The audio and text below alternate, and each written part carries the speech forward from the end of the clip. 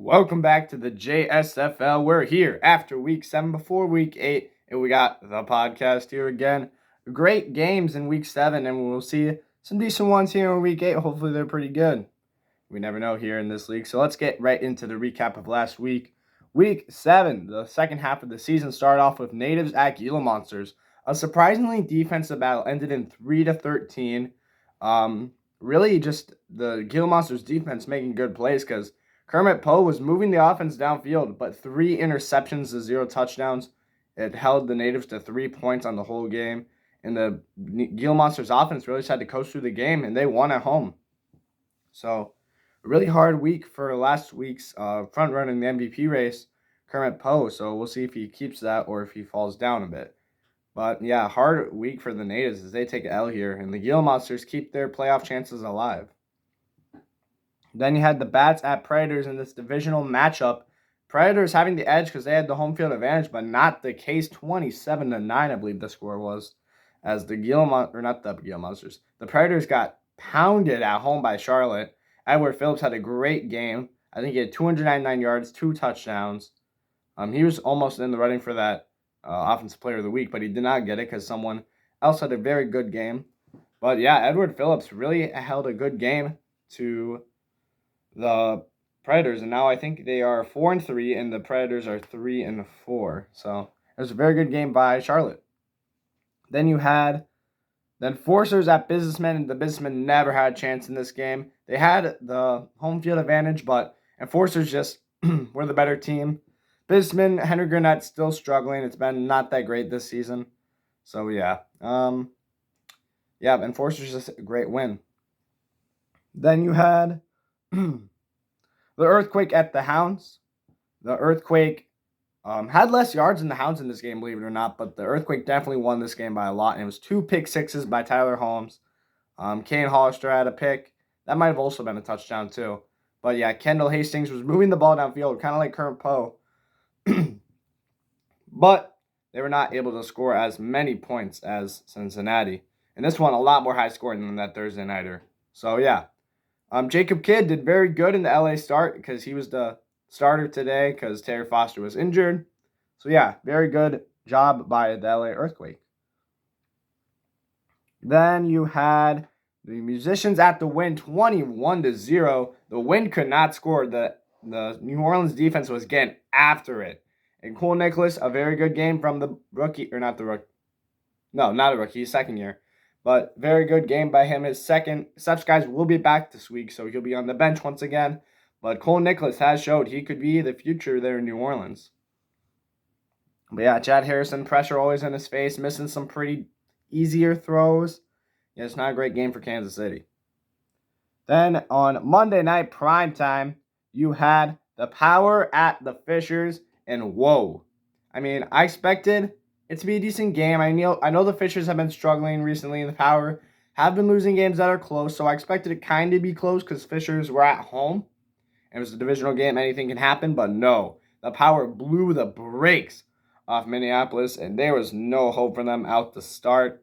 Dackerson missing some throws. Sean Richardson getting bombs downfield. Minneapolis not being able to stop them on crucial downs. And yeah, not a great game for Fishers, and they're going to not be great still. And now Detroit has control of the North, which has been a pretty weak division this year. I think they're probably the weakest division in football, if I'd had to say, because the East has been decently balling this year. So between them and the East. And then, yeah, so that is the Week 7 recap. Let's go into the power rankings. Number 12, the Minneapolis Fishers at 3-4. I mean, it's looked rough in weeks. It hasn't been great. But Wilbur Lamb not being there. It just hasn't been great for the Fishers. They need to start clicking because they've got talent.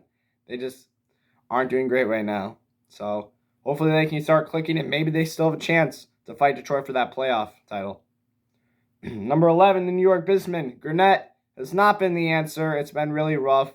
They have playmakers and they have a decent defense, but right now the Businessmen are not doing it right now. Number 10, the 3-4 Atlanta Predators. Got blown the brakes off them by Charlotte. Just a rough game, so I'm sure they can bounce up these power rankings in no time. But Atlanta has been off and on this season, struggling some games, winning games sometimes they shouldn't. But yeah, Atlanta will be number 10. 9 is the Cincinnati Hounds at 1-6. They had more yards than LA, and they have shown talent to move the ball. It's just mistakes on that team that really keep them down in the rankings and the win column. So number 9 for Cincinnati. Number 8, Kansas City win. They were higher, but getting blown out 21-0 at home, not great. So Kansas City, they still have a 2-5 record. So they're going to be at number 8 now. Number 7, Charlotte Bats, 4-3. They have an over 500 record. And yes, Charlotte hasn't fought the greatest opponents, but they're winning the East. They're a good record, and they have beat some teams that you wouldn't expect. Week 1, Houston Enforcers, they won off a block kick return for touchdown. Number 6, Detroit Power, 3-4. They beat the crap out of Minneapolis, and maybe this is the kickstart to get them jolted on for the rest of the season. So I'm going to have them at number 6. Number 5, Phoenix Gila Monsters, great win against what was number 1 in Seattle. And yes, I think the Gila Monsters could get going around the same here as Detroit, but I believe the Gila Monsters are higher because they beat a way better opponent than the Detroit Power did. Number 4, the Houston Enforcers. They are number 4 here today. Beat the New York Businessmen very good. They've had some sloppy games, but this was not one of them, and they're going to be at my number 4 spot. Number 3, 6-1, LA Earthquake. They got out-yardaged by Cincinnati, and they kind of kept them in the game, but great defensive plays is what this team's done all season, and it really won them the game, and solid offense. Number 2, Seattle Natives. A tough game against Gila Monsters, but I expect this team to be firing on all cylinders next week, so they don't fall down that much. But I have to give number 1 to New Orleans, 21-0 against a very good offense. I mean, you got to be number 1. And they've shown that they're great all season with their starting quarterback, their backup quarterback. That defense is just going to ball, and the offense will move the football. So yeah, that is the power rankings. Now the world's MVP race. Number 10, Taylor Little. Number 9, Willie Rogers. I'll say the positions. Number 10, Taylor Little, the Detroit Power. He wasn't in this week, but he still stands on the list. Number 9, Willie Rogers, halfback of the Kansas City Wind. Rough week for Willie Rogers. He's going to fall down a little bit. Number 8, Sean Richardson of the Detroit Power. He moves up 2 spots after a very huge game in Minneapolis. Number 7, Chad Harrison. I think he fell down maybe. Yeah, he did fall down actually like 4 spots. He had a rough game against New Orleans, hoping he bounced back. 6, Ross Williams, halfback, LA Earthquake. He's the number 1 back right now, and he's been very good for LA. Had a good game last week too. Number 5, Chris Johnson. Moving up some spots as he had a monster game against Kansas City. He's the outside linebacker for New Orleans. Number 4, Brian Tepps, quarterback, Phoenix Gila Monsters. Been very good. Helped definitely that Gila Monsters team get against that difficult Seattle Native defense.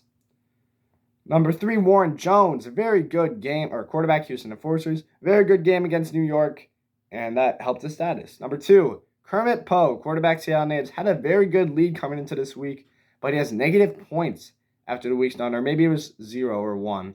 But it was, no, it was definitely negative 15, actually, because those picks, no touchdowns, really bad week for Kermit Poe. But number 1, Roland Lemons, defensive end, LA Earthquake. He's been great all season, and really, he is a decent lead now on number 2, so Roland Lemons is in the front seat of this MVP, and if he can continue to have the effect he's doing, he could be our first defensive MVP of the year, or of the history of the JSFL. And yeah, so that's the World MVP race.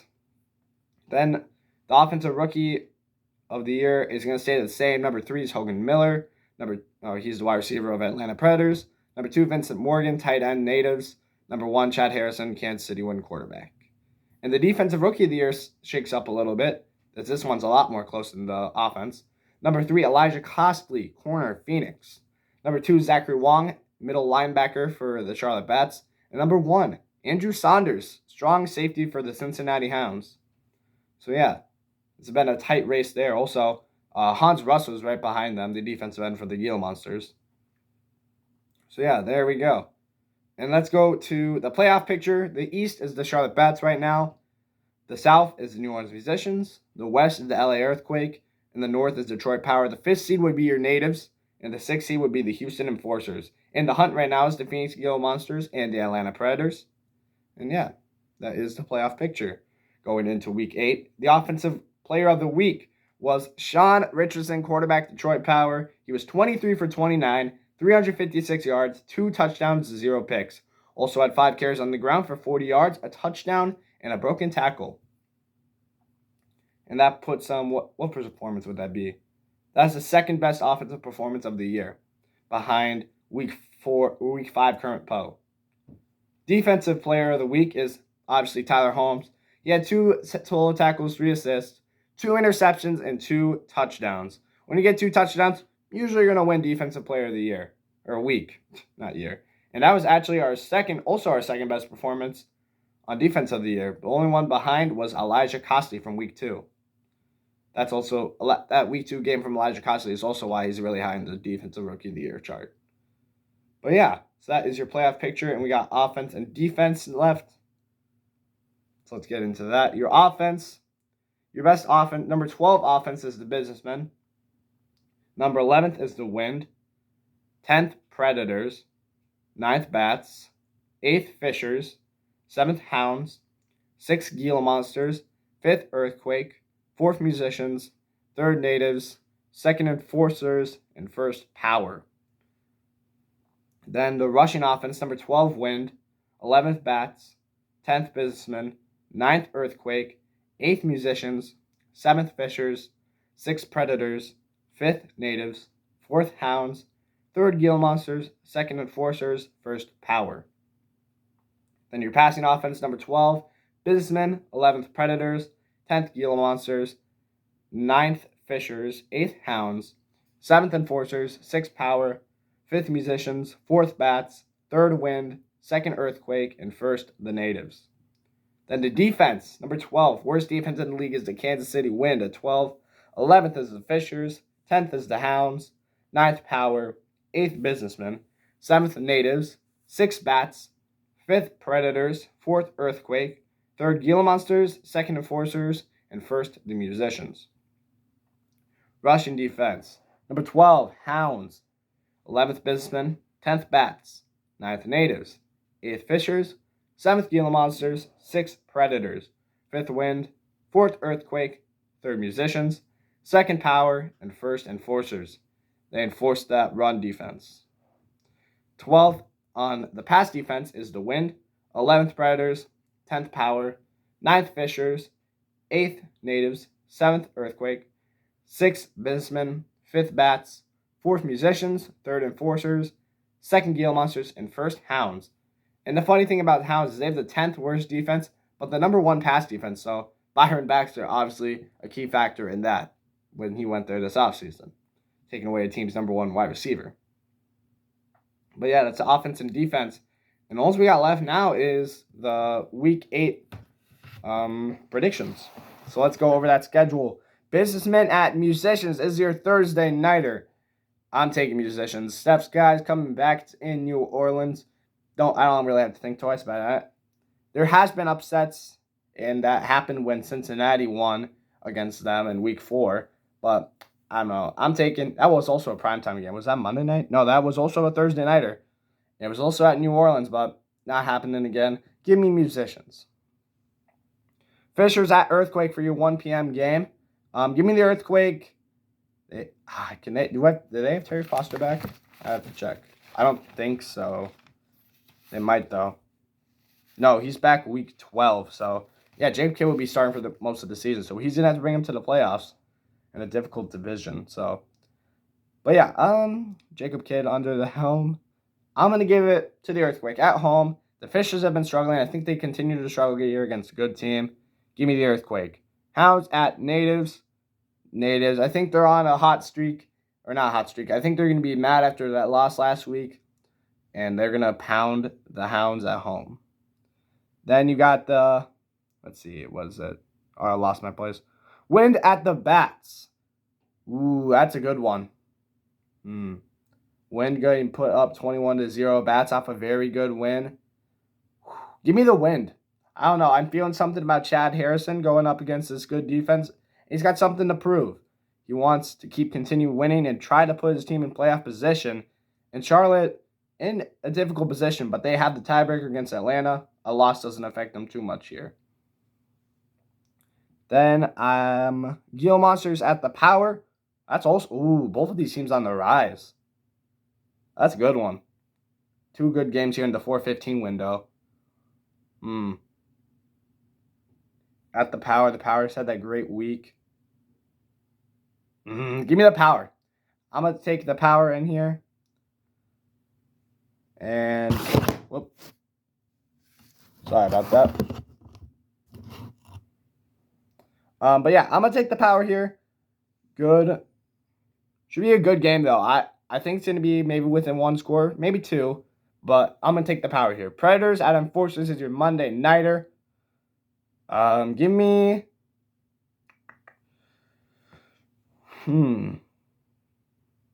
I think the Predators could fight here, but... And the Enforcers have been sloppy. Shoot, give me the Predators. I got to support the home team. Or not my home team, but yeah. I'm going to take the Predators in this one. And yeah, should be... this. I was looking at first, and I'm like, I don't know if these are great games this week, but going into it and thinking about it a little more, these are some pretty good games.